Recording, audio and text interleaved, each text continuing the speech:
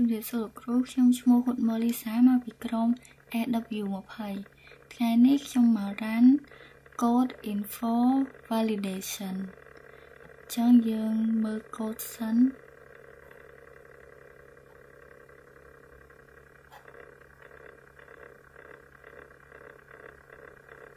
តោះមកយើង run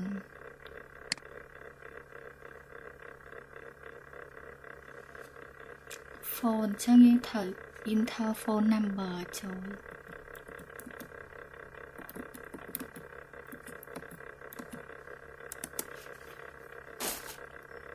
email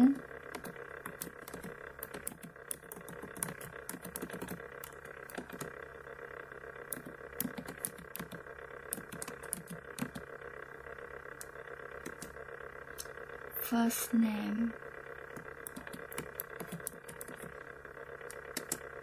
last name